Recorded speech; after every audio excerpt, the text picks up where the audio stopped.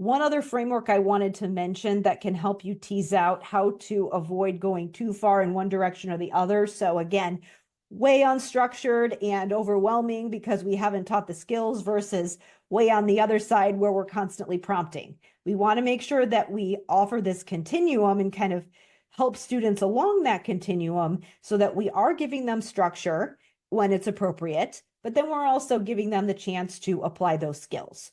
So a framework that is really helpful in teasing this out and understanding how to actually teach these skills is the Explicit Instruction Framework by Archer and Hughes. I can link to that resource. So this is something that is used in classrooms, but it can absolutely be applied to community-based and home settings as well, and non-academic tasks. So the framework has 3 steps. There's the informal names of the steps are I do, we do, you do, but the formal steps are called modeling, guided practice, and independent practice. So modeling is I do, guided practice is we do, and then independent practice is you do. So in the modeling phase, what that looks like is that the adult or the person teaching the skill is just simply modeling the skill, and the person learning is watching.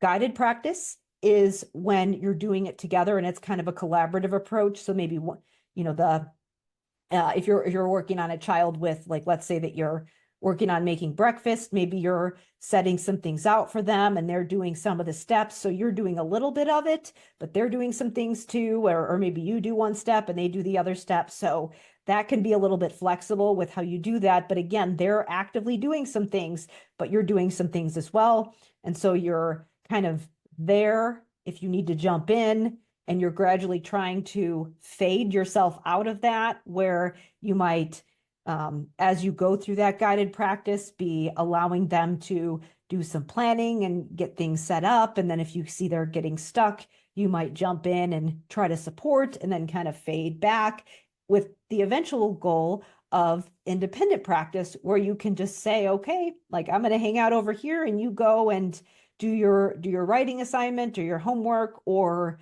you know, make yourself breakfast, and you're just kind of there. You're maybe aware of what's going on, but you're not really doing anything actively. You're allowing them to do it independently.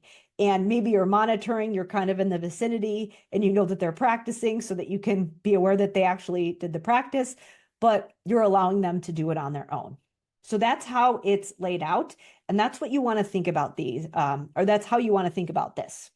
So an example of how this could look if you were doing the writing assignment is that your front loading would be where you can start this process. Now, this gets it's a little bit confusing because we're layering one framework on to another. The way that I like to explain the bigger picture or the bird's eye view of the framework is that we want to think about priming / front loading. So that beginning phase where we're teaching and preparing, then we want to have real life practice, and then we want to have that review and evaluation. So these are like the big picture chunks, but then within the context of those things, you can layer this explicit instruction framework. So for example, I might be front loading, and then within my front loading session, I might be using this explicit instruction framework and be kind of going back and forth between I do, we do, you do in my front loading session. So, and then maybe a teacher in the real life practice understands this explicit instruction framework, and maybe they might be able to, in this situation, when the student is in their classroom, kind of jump in and say, oh, hey, I've got to model a little bit here, and then I've got to kind of back up. And in that classroom, that overall situation is the real life practice. It's less structured, but the teacher could, in theory, jump in and do some modeling, do some guided practice, or maybe they could make sure that there was a teaching assistant that could kind of jump in. So that's how that could look. And then in the review phase, that could be in the classroom, it could be in the therapy room where you're kind of talking about what happened. Again, you can kind of go back and have a discussion about what happened in the past and debrief and what could we have done better. And then you might cycle back around to actually practicing the skill. So again, within that session, you might still be kind of going between those phases of modeling, guided practice, independent practice. So we kind of insert that explicit instruction and framework in to these bigger buckets that we have within our instructional framework or within our intervention framework. So all that being said, how could this look? How would this look if you were wanting to support a student in doing some kind of a writing assignment? Let's use that example because that is a more of an academic type of task, but you could absolutely apply this to cleaning your room or brushing your teeth or making a meal. So in the modeling phase, what you can do is you might be just walking through and explaining the steps to the task. And while you're doing that, while you're talking about how you might be doing your research and taking your notes to prepare for this writing assignment, you can also be modeling, you know what, I think this is going to take me about 10 minutes and I want to plan out, how I'm going to spend this next 30 minutes. So I think I'm going to just shade, in about 15 minutes on this clock here. And this is going to be the time. I'm going to watch the time as I'm taking my notes and just, make sure and just pay attention to how long this is taking me to see if I'm on track. And then maybe this next 15 minutes here is when I'm going to be wanting to take my notes and transfer them over to my graphic organizer. And that's just an example. Those time periods obviously can be adjusted, but I might even say something like, well, and while I'm in the activity, maybe I realize, oh, my notes are going to take longer than I thought. I might need to adjust my timeline and maybe we're not going to get to the graphic organizer today. Maybe I should adjust my plan for how long this assignment's going to take me because I've been working on taking notes for 15 minutes and it's taking me longer than I thought. So I might need to adjust my timeline. So while you're doing the activity, you can be explaining out loud and modeling your self-talk out loud so students understand how you're solving problems and asking yourself questions. And you may even you're explicit to the extent of saying, I am going to be talking to myself in my head and out loud to show you how you might be asking yourself questions in this situation. So that's how the modeling can look. And of course, depending on what the task is, you could be modeling over multiple sessions, or you might have a mini task where you want to model the whole thing within your session. So that's what I mean by modeling. Then when we get to guided practice, let's say that you have a writing assignment, here is where it gets like where that really, where that scaffolding comes in, where you want to be really mindful of the type of language that you're using in order to really fade yourself out of the process as much as possible. And again, this could be something that is done in a structured situation in your therapy room, or this can be something that a teacher is also doing in the classroom. You don't necessarily have to be rigid with, like, for example, let's say that I was in my therapy room and I was working with my students on the note-taking process of writing. And then later on in the day, the student is going to do a writing assignment in class. Well, the teacher doesn't have to be like, well, the SLP didn't get through the whole process in her therapy session, so I'm not going to teach my writing lesson. No, the teacher can still go on with their writing lesson and kind of go on to a task and allow the student to try it, knowing that maybe not all the skills are there, and maybe this process might get better for the student as you move along. So just saying there that there is some flexibility within this process. So back to what I was saying about guided practice and how this might look. So here is where people tend to get stuck, because a lot of times people will say to me on my webinar, for example, well, what if I can't make them do the writing assignment? Or what if they're not doing it? I can't, I have a whole class to run. I can't sit there with this student and be making sure that they're going through step by step, etc. Well, the thing is that you don't have to. You don't have to be fixated on this end goal and create a false sense of urgency. And that's really important in this guided practice phase. The whole purpose of using something like the time journal, where we're teaching kids to plan and predict and prepare and then do and evaluate while they're doing and then finish and then evaluate back is that we want to teach them the skills of the preparation, the doing, and the evaluation. And so we also, within the context of teaching writing, also want to build writing skills, but we don't want to be so fixated on teaching writing skills that we think it's the end of the world if the student doesn't finish this 5-paragraph essay in X amount of time. We want to do both of those things, but we don't want to be so fixated on this end goal that we stress out and create this false sense of urgency around the student having to complete a writing assignment in a certain length of time, to the extent that we forget about building the skills that are going to eventually enable them to do that 5-paragraph essay or whatever it is. So when teachers say to me, well, you know what, I can't make him do it. Like he's not going to finish the assignment in class and I have 25 other students. That's okay. It might be okay that they don't finish.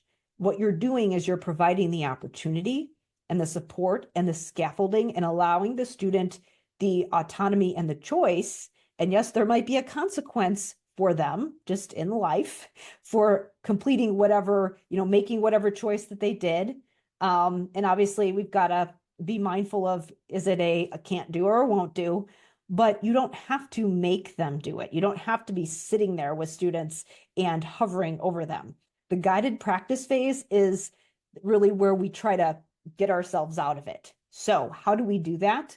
Well, at the beginning of guided practice, again, if you're doing the writing assignment, it might be, okay, you've watched me take some notes and then put it into the graphic organizer and then, move it into this, these 5 paragraphs or whatever it is. And then we're going to have the student do some of it. This is the tricky part. I won't lie and say that it isn't, but what we want to do is, again, we allow the student to get started. If it's reading a paragraph and taking some notes, and, maybe they sit there and don't want to get started. And some things that we can say in that particular situation are, where does your attention need to be? What do we need to do in order to get ready?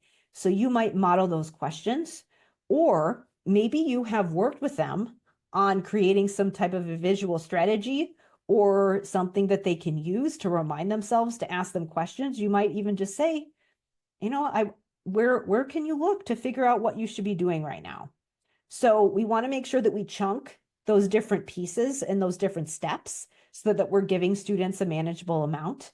But that's really the most that we can do there, is that we give them the manageable amount, give them that opportunity to do the skill. So maybe it's you want them to take a couple notes from a paragraph, and you might say something like, allow them to read it, and maybe you let them read it, you give them a certain length of time, and it's, you give them the length of time to read it, and then you allow them to make that choice.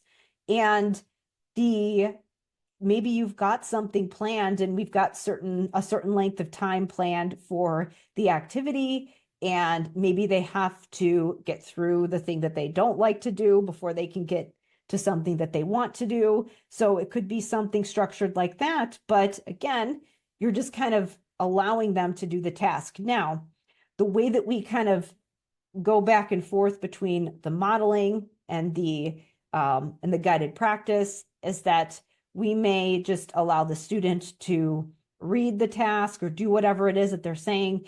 And then if you can see that they're struggling, what you can do is use some kind of a probing question, so a reflective question, such as, where can you look for information? What questions can you be asking yourself? You might make a declarative statement here and say something like, I see your strategies listed there on the table there, and just make a comment about something in the room that might guide them to looking for something.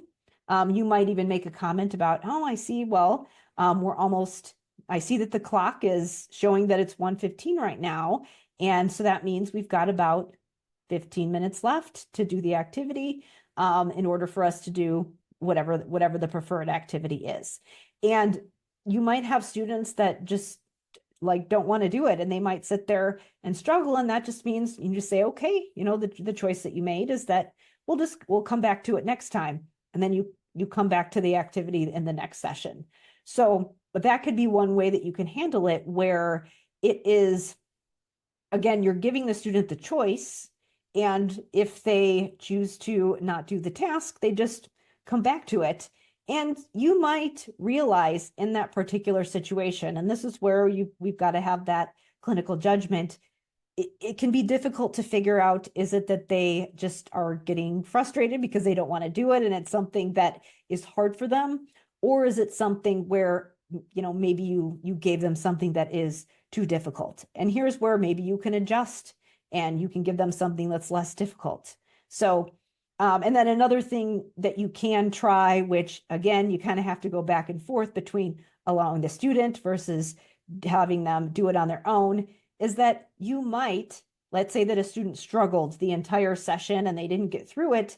You might say, okay, that thing that we struggled with before, I'm going to show you how I would do it. And maybe you model the task for them and you do the whole task and they see you do it. And then you say, okay, now it's your turn. And you might have them do the entire task that you just modeled for them. That could be a form of scaffolding. And that could be a way that you could help students through that activity that was difficult for them. So with that example, let's say that you want them to take notes on something. So because they're going to eventually transfer it over to something that's a writing assignment. Let's say that you gave them a paragraph and they sat there and struggled the entire time through your session. And then you say, okay, well, all right, that's fine. This was, and again, you don't have to make it a big deal. Just say, all right, it's normal for something to be hard. The first time we try it, we're learning new skills and just kind of encourage the fact that maybe they tried or they were resilient, and really focusing on if they did something positive there, if they showed effort. So praising that. But then when you come back to it, maybe you take the same paragraph and you model how you might take notes, and then you come back to it again, and maybe you take away your model, and then you allow the student to do it after you just modeled it for them. So they're still doing the task, but you gave them the model, and that could be their scaffolding. So if this was a functional task that you were doing at home, let's say that they're downstairs and we're encouraging them to make breakfast, and they sat there and they were really frustrated, and the next day you do it, you say, okay, I'm going to let you watch me do it. You do it for yourself, and you say, all right, you just watched me do it. Now you're going to do it on your own. And so again, the modeling could be a way that you provide that scaffolding during guided practice. So it's you do it, you show them how to do it, and then they immediately do it after. So that could be another way that you can scaffold. Now, in the context of speech pathology, sometimes what we would do if we're working on things like syntax is that it would be something like, let's say a student is struggling to write a sentence. The adult could just say the sentence, and the student might you'd say, all right, now it's your turn to say the sentence. And then you would just have them do exactly what you did. So this is a form of scaffolding, and this is one way that you can help students start to get over that hump. So those are some examples, again, to kind of back up to some of those strategies that I mentioned as far as how guided practice can look, which is really the messiest part of this process, is that we can, number one, we can ask reflective questions and model reflective questions. So for example, you could be asking reflective questions to the students that are maybe not exactly giving them the answer, but maybe putting them in the ballpark to kind of nudge them so they have to do a little bit of problem solving on their own. You might be making declarative statements for the same purpose to just kind of direct their attention to the right place in the room, or that might help them to figure out what the next steps are. You might be, maybe you are making declarative statements or asking yourself reflective questions just right next to them and modeling how you're asking yourself questions while they're sitting over here so they can see how you would do it. Or one thing that you can do if, let's say that they are struggling, is you can just kind of back up. You can model it for them, and then you can have them go through that same task that you just modeled right then and there. So that's where there can be that fluidity between modeling and guided practice. Sometimes when people think about the modeling phase, they think about, I'm going to do the entire task and the student's going to watch me. But then when you kind of take it over to guided practice, you can be just doing mini models within the context of this, the entire steps of your process. So instead of, if you're doing a writing assignment and you are modeling the whole thing, it might mean you're going to take the notes and then you're going to transfer it over to the graphic organizer and then you're going to write the paragraph and the student is watching, and you might be modeling how to revise the paragraph. But then when you move over to guided practice, maybe you're allowing the student to practice the note-taking phase and they're struggling a little bit. So you say, all right, let's back up a little bit. I'm just going to show you how I would do this task. And then you just model that little mini part and then you let them do it. And then you see if they can do the next step. And maybe they can. Maybe that step right there that you modeled for them helps them get over the hump. So that's where there's some fluidity in this. And again, you can apply this process to really any type of thing that has multiple steps. So one other thing that you can do within the context of the modeling phase or the front-loading phase is that if you have something that is very visual and has a lot of steps, it can be really helpful to create some kind of a visual schedule or some kind of a visual aid that students can refer back to. But what's really important is that you involve students in that process and you pull that visual aid and the creation of that visual aid into your front loading. Because what a lot of people do is they say, oh, this student needs a visual schedule. And then they'll just create the visual schedule on their own and then just kind of plop it in front of the student. And then the student doesn't know what to do with it. But if you involve the student in that planning process, what you're doing is you're modeling executive functioning for them. Because in order for you to figure out what the student needed in their visual schedule, you had to visualize the steps and think about what the student might be doing and think about where they might get stuck. And so that's executive functioning. You want the student to be doing that. So what you can do when you are creating some kind of a visual schedule is involve the student in that process. And then you're talking through all of that with the student. Let's think about what the steps are. Let's, visualize what they might be. Where might you get stuck? And where might we want to put another step in that process so that they can take that and use it as a tool for whatever it is that they're doing inside their classroom, or something that they can use that's going to be a memory strategy for them. And then, again, they can try it and then you can debrief. Then you can talk about it after and say, hey, do we miss any steps? Do we need to add anything to this schedule? And so they can be part of the process in that way. So it's really important that if you are going to use something like that in your, as a strategy for your students, that they are involved in that process and they were actively thinking about what they needed in that strategy. Because if they're not, then the chances of them using it are not very large. Now, do some students not want to use strategies because of whatever reason? Maybe because they are, again, they really don't want to do the task and they're just kind of digging their heels in. Yes. Obviously, we don't want to force them to use any strategy. We wanted to say like, hey, this is something that's going to give you more time to do X, Y, Z, or something that they like to do later. And there is a little bit of a natural consequence to them using the tools that we give them. It's always their choice as to whether or not we use the tools, as to whether or not they want to use their self-talk, in their heads. But this is definitely something that that we have that we want to offer to students. So to go to the question of what do we do in the classroom and how does this look? And I think it's one thing in the therapy room when you've got a small group of kids and you don't have to necessarily get through this writing assignment. You're just doing this writing assignment to help the teacher, to help the student to get some skills that they can apply to the classroom. But I know that sometimes teachers feel a little bit differently about this because they've got the curriculum they've got to get through and all those types of things. And I think that this can be really challenging for students and for the teachers. And so when teachers say things like, well, I can't necessarily sit there with him and give him this support I can't, if a student needs me to sit next to him in order for him to complete the writing assignment, that's really challenging to do if I've got a classroom full of, 25, 30 students. So there's a couple different things going on here. So it could either mean that that student is lacking the support that they need in order to access their curriculum. So that is one possibility. It could, the possibility does exist that maybe that student needs something that the teacher is having a difficult time providing due to their capacity. And maybe we do need to figure out how to carve out time for the student to get something else that is more individualized attention in order for them to make progress and be able to fully participate in their curriculum. So that is one possibility.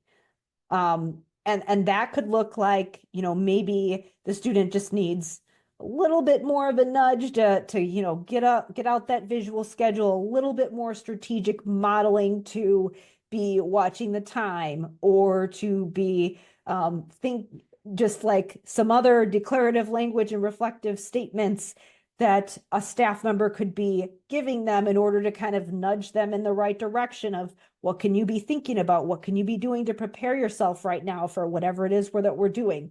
So those are all good things that you can do in the classroom to give students some supports. And it is possible that if a student is struggling, that they're not getting those things, and that's why they're not following along in class. So that is one possibility. And if that's the case, then what we want to work on with the teachers, with the special service providers, and really any resources that we have available is we want to make sure that we carve out support for those students in order to make sure that they get that modeling, those gentle reminders to use those visual cues. Maybe they do need some additional accommodations and need to sit near the front of the room, or maybe need to sit in a place that's quieter, or maybe have a little bit of extra time.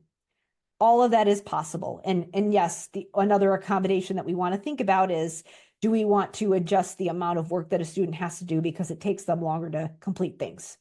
So all possibilities of things that may be relevant for a student to do if they're struggling in the classroom.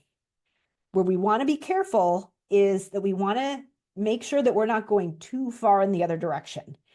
And when I hear teachers say things like, well, I can't sit there with him the whole time, that's definitely not what teachers should be doing in a lot of the cases. What they should be doing is giving those gentle reminders and those nudges, but ultimately students should also be allowed to again, apply those skills and make choices. So if a student is requiring that constant prompting, that might not necessarily be something that would be in the student's best interest for a teaching assistant or a teacher to provide. Again, going back to the scenario that I was giving before, where what if a student is sitting there and they don't necessarily want to do their work? Well, we need to make sure that we create the space and the supports, give the scaffolding, meaning the modeling of self-talk, the reminders to watch the clock, the access to the visual schedules, the reflective statements, and the declarative statements that we can use to kind of nudge students in the right direction. And again, creating it in an environment that's not distracting, and all of those things. So we're creating this ecosystem where a student is, we're increasing the student's chances of success. What we're not doing is forcing them or insisting that they do X, Y, Z in a certain amount of time, because it might take longer for the student to do those skills. And maybe it doesn't even make sense for the student to do whatever the task is. Maybe the process of getting ready and going through maybe some discomfort of having to do a task that they don't want to do, get their things ready. Maybe they don't get through the assignment. The not getting through the assignment might be the learning opportunity that student needs to eventually be able to fully participate in that classroom activity. So there might be a consequence. So maybe the student doesn't finish the assignment and they've got to do it later. So That is something that's possible. And again, we can kind of, as I gave the example before, we have to consider, do we give the student too much work that was beyond what they're able to do? Were they just choosing to not do the work because it was a task that they don't prefer? And maybe we give them some modeling, but then we allow them to do it. And so, we want to be aware of those types of things. But again, we're not insisting or forcing students to do X, Y, Z. What we want to do is make sure that we're giving the opportunity to build the skills. So kind of going back to what I was saying before, if we're thinking about a writing assignment, yes, we eventually want students to be able to do the writing. We want them to practice taking notes and practice reading and practice using the graphic organizers and the planning behind the writing and the revising and all of the things. But what we don't want to do is, if the student is going through that process and maybe they don't get to the end of the writing assignment in the allotted time, we don't want to jump in and prompt them so much because we're so worried about this deadline, about this writing assignment, that we don't give them the opportunity to go through the process. So I always say that when teachers are like, but I can't sit there with them the whole time. Maybe you don't need to. Maybe you do need to do a little bit more for that student to nudge them in the right direction, but maybe it's actually better for the student to sit there and try to do it on their own. So we've got to be really mindful of that with classrooms. And I would say the same thing for parents in the home setting as well. It does get a little tricky with allowing students to fail. I know that can be challenging. We might see some behaviors there, but sometimes allowing students to fail or go through the discomfort is what they need in order for them to have that learning experience. We want to make sure that we're not saving them from those learning experiences. So that's how we want to think about it.